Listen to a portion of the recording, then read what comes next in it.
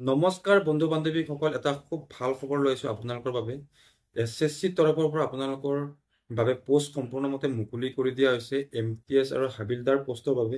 এই পোষ্টখিনিত আপোনালোকে এপ্লাই কৰিবলৈ বয়সৰ সময়সীমা কিমান লাগিব, আপোনালোকৰ এডুকেশ্যন কোৱালিফিকেশ্যন লাগিব, আপোনালোকৰ এক্সামটো কেতিয়াৰ পৰা অনুষ্ঠিত হ'ব, কেতিয়াৰ পৰা এপ্লাই চলিব, কেতিয়ালৈকে আপোনালোকে এপ্লাই কৰিব পাৰিব, সকলোবোৰ এই ভিডিঅ'ৰ মাধ্যমেৰে আপোনালোকক বুজাই দিবলৈ চেষ্টা কৰিম। গতিকে আপোনালোকে ভিডিঅ'টো শেষলৈকে চাই থাকিব। মোক আৰু বহুতে কমেণ্ট কৰিছে, দাদা কিয় আপুনি ইমান দিন হৈ গ'ল ভিডিঅ' আপলোড কৰা নাই। একচুৱেলি মই অলপ কামত ব্যস্ত আছিলোঁ, গতিকে মই ভিডিঅ' আপলোড কৰিব পৰা নাই। আৰু বহুতে মোক সুধি আছে ভিডিঅ' কিয় আপলোড কৰা নাই, ভিডিঅ' দিয়ক। গতিকে আজি ভিডিঅ' এটা লৈ আহিছোঁ আপোনালোকৰ বাবে। আজিৰ পৰা আপোনালোকে কণ্টিনিউ ভিডিঅ' পাব। গতিকে আপোনালোকে যদি চেনেলত নতুনকৈ আছে তেনেহ'লে চেনেলটো ছাবস্ক্ৰাইব কৰি ৰাখি ল'ব, এনেকুৱা নতুন নতুন আপডেট আপোনালোকে পাই থাকিবলৈ। বলক এতিয়া আমি ভিডিঅ'টো আৰম্ভ কৰোঁ। আপোনালোকে কেতিয়াৰ পৰা এপ্লাই কৰিব পাৰিব, আপোনালোকৰ বয়সটো কিমান লাগিব, আপোনাৰ এডুকেশ্যন কোৱালিফিকেশ্যন লাগিব, গোটেইবোৰ এই ভিডিঅ'তে বুজাই দিবলৈ চেষ্টা কৰিম। গতিকে আপোনালোকে ভিডিঅ'টো শেষলৈকে চাই থাকিব বুলি সকলোকে আশা কৰিছোঁ। বলক এতিয়া ভিডিঅ'টো আৰম্ভ কৰোঁ। এই পোষ্টখিনিত যদি আপোনালোকে এপ্লাই কৰিম বুলি ভাবিছে তেনেহ'লে আপোনালোকে চেম্পুল মেট্ৰিক পাছলৈ এপ্লাই কৰিবলৈ পাৰিব। মই দেখাই দিছোঁ আপোনালোকক, স্ক্ৰীনশ্বটটো লগাই কিনে আপোনালোকে অলপ ভালদৰে চাই যাব। যিমানটো পাৰোঁ মই আপোনালোকক বুজাই দিবলৈ চেষ্টা কৰিম। এই পোষ্টখিনি আপোনালোকে মেট্ৰিক পাছ কৰিলে এপ্লাই কৰিব পাৰিব। আপোনালোকৰ বয়স যদি 18 বছৰৰ পৰা 25 বছৰৰ ভিতৰত আছে, 25 বছৰৰ পিছত থকাৰ পিছত আপোনালোকে ৰিলেশ্যনৰ বয়সটো পাই যাব। যিহেতু STৰ কাৰণে 5 বছৰ, SCৰ কাৰণে 5 বছৰ থাকে। আপোনালোকে সম্পূৰ্ণ সকলোৱে জানে PWDৰ কাৰণে 10 বছৰ থাকে, আৰু লগতে আপোনালোকৰ OBC MOBC সকলৰ বাবে 3 বছৰ থাকে। আৰু এদিকে আপোনালোকৰ যদি 25 বছৰ যদি আপোনালোকৰ বয়স আছে তেনেহ'লে আপোনালোকে OBC MOBC হ'লে 3 বছৰ প্লাছ কৰিলে 28 বছৰলৈকে এপ্লাই কৰিব পাৰিব।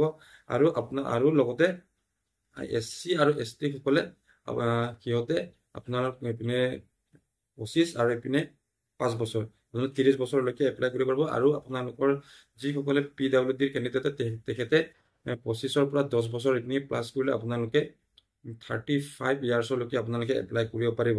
এই পোষ্টখিনি আপোনালোকে এপ্লাই চলি আছিলে, আপোনালোকৰ এপ্লাই চলি আছিলে 26 তাৰিখ 6 মাহ 2025, মানে 26 জুনৰ পৰা এপ্লাই চলি আছিলে।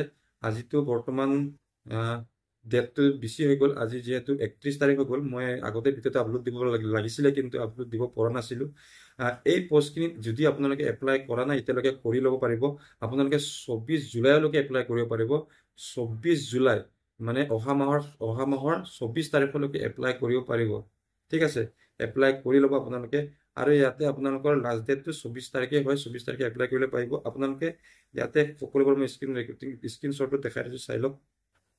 আৰু আপোনালোকে ইয়াৰে এপ্লিকেশ্যন যোনটো ফৰ্ম কালেকশ্যন কৰিব, মানে ভুল হৈ গ'লে আপোনালোকৰ কিবা এটা কাৰেকশ্যনো কৰিব পাৰিব। 29 তাৰিখৰ ভিতৰত আপোনালোকে কালেকশ্যন কৰিব লাগিব, 29 জুলাইলৈকে কালেকশ্যন কৰিব পাৰিব।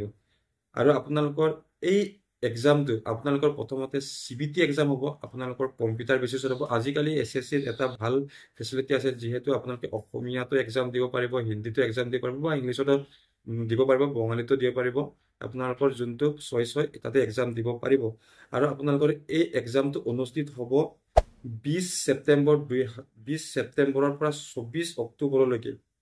20 ছেপ্টেম্বৰৰ পৰা 24 অক্টোবৰলৈকে এক্সামটো অনুষ্ঠিত হ'ব। আপোনালোকৰ তাৰ মাজতে কোনোবা এটা ডেটত পৰিব, আপোনালোকে ভালকৈ প্ৰিপেৰেশ্যন কৰি এক্সাম দিবলৈ যাওক। আপোনালোকৰ এক্সামটো কম্পিউটাৰ বেচিছত হ'ব। মই আপোনালোকক গোটেইখিনি ডিটেইলছত বুজাই দিবলৈ চেষ্টা কৰিম। ইয়াৰ ভেকেঞ্চি যদি ক'ব যাওঁ, ইয়াৰ ভেকেঞ্চি বৰ্তমান MTSৰ ভেকেঞ্চি ইয়াতে বিলি কালেক্টেড দি থৈছে, মানে আপোনালোকৰ MTSৰ পষ্টখিনি বহুতখিনি ইয়াত প্লাছ হ'ব। MTSৰ পষ্টখিনি এতিয়া বৰ্তমানলৈকে ইয়াতে মানে ডিক্লেয়াৰ কৰি দিয়া হোৱা নাই, কিন্তু আপোনালোকৰ হাবিলদাৰৰ যোনখিনি পষ্ট আছে, হাবিলদাৰৰ পষ্টখিনি 1075টা পষ্ট ইয়াতে সম্পূৰ্ণভাৱে লিখি দিয়া হৈ গ'ল। আৰু লগতে আপোনালোকৰ MTSৰ পষ্টখিনি ইয়াতে ইনক্ৰিজ হৈ যাব। MTSৰ পষ্টখিনি বহুত ভালে মানে থাকে, ভালকৈ এক্সাম দিলে ভাল হ'বলৈ বহুতখিনি চান্স থাকে। কাৰণ কিয় এইবাৰ SSCত বহুতখিনি কাট অফ মাৰ্ক কম গৈছে, ৰিজাল্ট ভালকৈ ওলাই আহিছিল। গতিকে আপোনালোকে এবাৰ দিবলৈ ইয়াত চেষ্টা কৰক।